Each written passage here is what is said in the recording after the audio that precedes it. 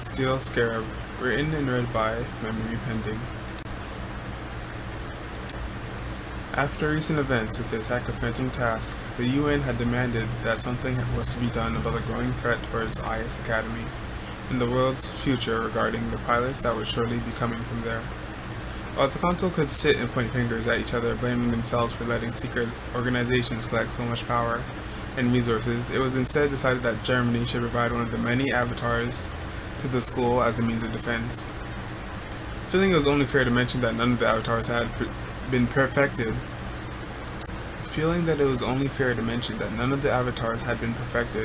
and there was only a small handful that could truly serve a defensive purpose, Germany agreed to the terms, but decided that one of its soldiers living within the academy that was well informed with the data of these avatars should be the one to decide which one would be best fit for what they thought was needed. Which resulted in Laura Bodwig needing to make a decision about which of the many killing machines she should have invited into what she was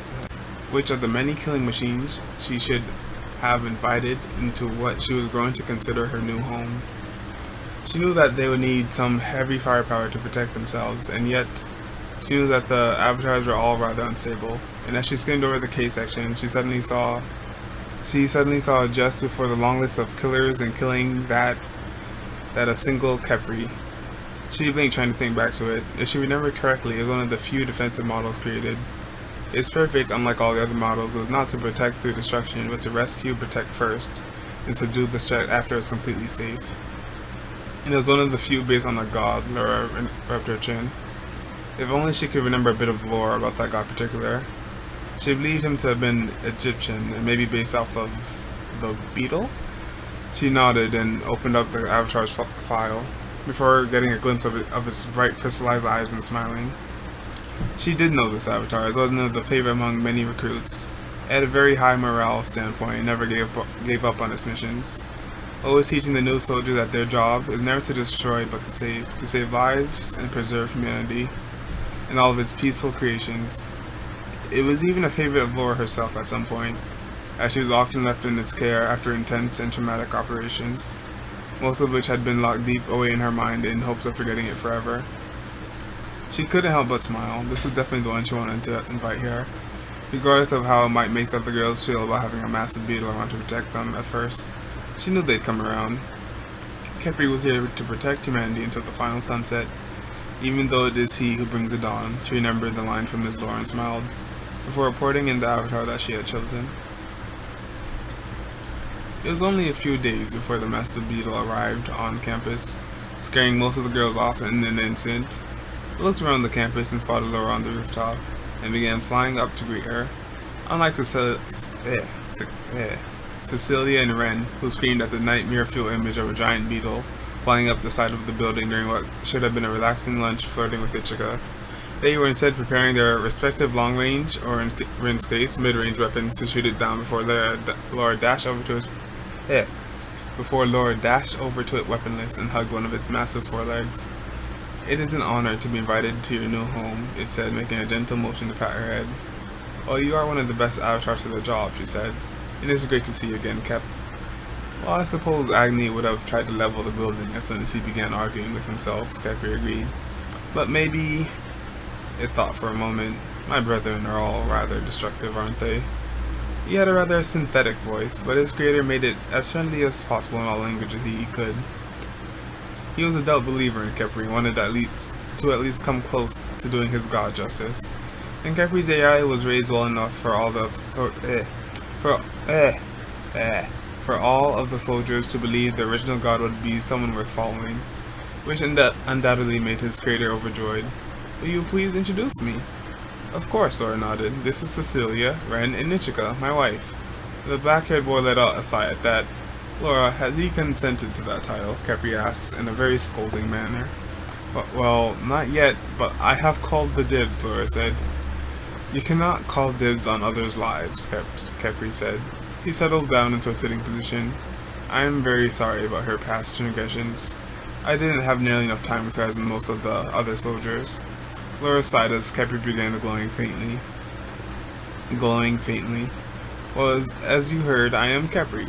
a defense model avatar. While I will not discuss everything I can do for security purposes, it is my job to rescue you if you were to ever... Huh? To rescue you if you were to ever get into any danger. He began floating on a ball of light. He began floating and a ball of light escaped his claw, and he watched it float around. And due to my program, I am seen as an optimal AI to converse with in... Eek! The group turned towards Hoki and Charlotte. Ah, greetings, Kepi rated with claw, his diamond eyes not really showing which direction he was looking in. But as he turned out over towards the city, before speeding off, it made it quite obvious to Laura that something had just happened. He'll always prioritize saving lives over anything else, Laura rubbed her chin. Well, if he doesn't go too far out, since he does have a rather large scanner range. What was that? Hoki exclaimed. A friend of mine, Laura said. Be sure to apologize when you see him again. You might hurt his feelings if you scream every time you see him. Let's be realistic, that thing can hear a penny drop from over 100 kilometers away. Laura crossed her arm. So there is no talking behind his back. He may be an old avatar, but he is without the doubt one of the best ones to have in this setting, she said. Plus, he's the only one with any sign of emotions that don't activate when he kills or destroys something. So this friend of yours, you make him sound very nice, but he's here to protect us at the end of the day, right? Charlotte asked. Yes, his shields are among the most powerful on the planet, Laura nodded, puffing her chest out, now brimming with confidence. It can take 3 nuclear blasts on the same chill charge and can project the shield to be large enough to easily cover the entire campus. Wow, Ichika said. Does it have any cool weapons? Not really, Laura shook her head. The god he was designed after wasn't known for using guns and explosives. But he does have some cool projections that do damage. His body can heat up enough to melt through most mechs if need be. But why do you like it so much, Rin asked. If you said you didn't spend much time with it. Well, unlike the other soldiers, I had to become somewhat familiar with all of the avatars. Well, they were only introduced to the one they needed to work with in the future, and thus had extra time to seek their favorite ones out, mainly being Kepri or the strategist avatars, as they provided much more advice on what they could do to improve themselves. Why didn't you invite one of them, Hoki asked. Why do you have to invite the beetle? You will grow to like him. If I can do it, anyone can. Even Orimura Sensei prefers Kepri over any of the scroll down. Where am I? Oh. Even Orimura Sensei prefers Kepri over any other Even Orimura Sensei prefers Kepri over any of the other avatars, Laura said. There was an explosion below, and Laura looked down below to see someone had launched a missile at Kepri. While that would never come close to damaging him, he was probably not going to be able to approach the person without them getting themselves hurt. Below, Kepri was taking slow steps back as his shield took a rather futile barrage of attacks, and he kept backing up until he was no longer in range of the scared girl and went around the city. The man he had saved earlier was very grateful and had given him some sort of trinket, or maybe it was payment. Kepri looked down at the small object floating in one of his balls of artificial sunlight. It could have also been food. Humans consumed rather strange things in this age. He took to flight and tried heading back over to where he last saw Laura and her companions. Hopefully one of them would know what this was and be able to satisfy his curiosity. Lowering himself back onto the rooftop, he noticed that one of the blonde girls was wanted by the French government. He sat down for a moment, and a satellite appeared above his head as he searched for suitable signals to the internet. Laura looked at the teriyaki floating in his orb and took it. This is teriyaki Kepri. It is rather popular here in Japan, she said.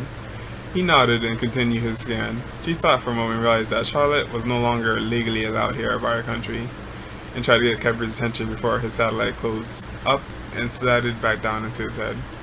Charlotte, correct? He asked. Oh, yes? Charlotte looked at him with a large beetle. Your file says you are still wanted by the French government for crimes of treason, he said. But given reviews on your case, I have decided to erase such information and clear the bounty growing on your head. I cannot do this too often, as it will eventually be traced back to me, but if your father wants to have you back, he'll have to begin from scratch. So please make sure that you are a model student from here on out. He floated over, gave her the teriyaki, and gently patted her head. Charlotte blinked at him. Really? She asked. I have deemed you to be innocent, and that your treason was the only option for you you had for living a free life in which you could be happy. And so I decided that you are not at fault for your crimes. He began looking around. I don't know if it is my place to go to see. I don't know if it is my place or not to go and see to every crime that transpires in the area, but I feel compelled to leave if the police are nowhere to be seen. So I must go once again, Capri announced, before once again taking his leave. There's a lot of crime going on today, Cecilia commented. I wasn't aware the area had such a dire problem. Well, if you ever listen to the police radio, you'll be more informed, Laura said. And,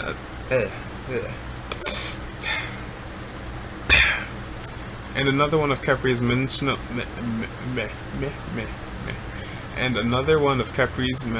ability is that he can repair objects and people. Really? How does that work? How would I know? Laura asked. I didn't create him. All I know is that it works, and it's only been perfected due to his AI's experience using the mechanisms. Well, I guess mechanically speaking, he is the best suited for protecting the school, without injuring it in any way, Rin said.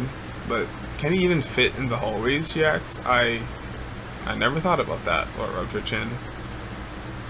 I mean, he can teleport himself into any room with ease, but casually walking among the dorms, or even the classrooms, would most likely require them to be empty unless he decided to try flying sideways, she said, tilting her head.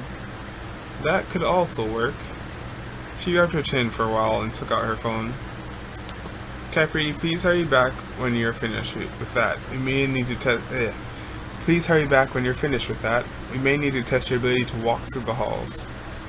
Laura, what exactly is the purpose of keeping a vault within a vault? Capri asked.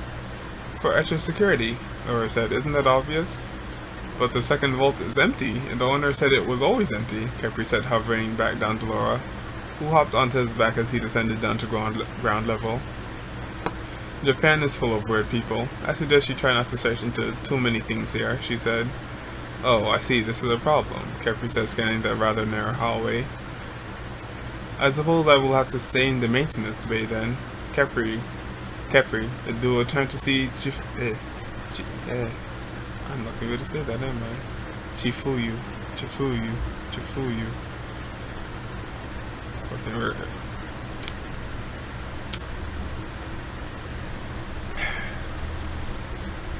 Chifuyu. Fucking. I'm gonna put the name on the screen, and her name for me now is gonna be Chi-Chi, because that's easy to say. To see Chi-Chi looking up at the polished metal beetle. It's good to see you're still doing well, Miss Orimura. Miss Orimura. His pinchers pulled her into a hug. You haven't aged a day, it seems. You, on the other hand, seem much younger than I remember, Chi-Chi said. You seem much more maintained since your last mission. Yes, after your departure, I was left to overwatch the new students and guide them into a more humane way of going about war. Being as doting as he was with his lower ranking officer, he revealed several small metallic tools that began cleaning off nearly invisible faults on her outfit. Sadly, this meant that I could not try to lead the Avatar to a more peaceful way of thinking, and most of them will remain a simple-minded war machine until they experience something to change their ways of thinking themselves. And how's Bologna doing? Chifuyu asked. You were both rather close last I checked. She took up the close combat training, and well, luckily I'm able to heal most lethal wounds, so she doesn't feel too bad about going 10% on the recruits. She's improving quite well. Last I spoke with her, she had developed a curiosity for mangoes. Which will hopefully lead to her finding... What? There's a word missing here. Alright, lead to her finding something she loves about the world. Capri began floating and tilted himself to the side. I suppose if it is an emergency, I may be able to fly through the halls like this. Laura let out a squeak as she slid off of him. My apologies. He turned up upright outside. Can you show me to my quarters for now? And chapter end. It's a short one, I know. Shortest one I've ever made. But that's it. Goodbye. Have a wonderful day.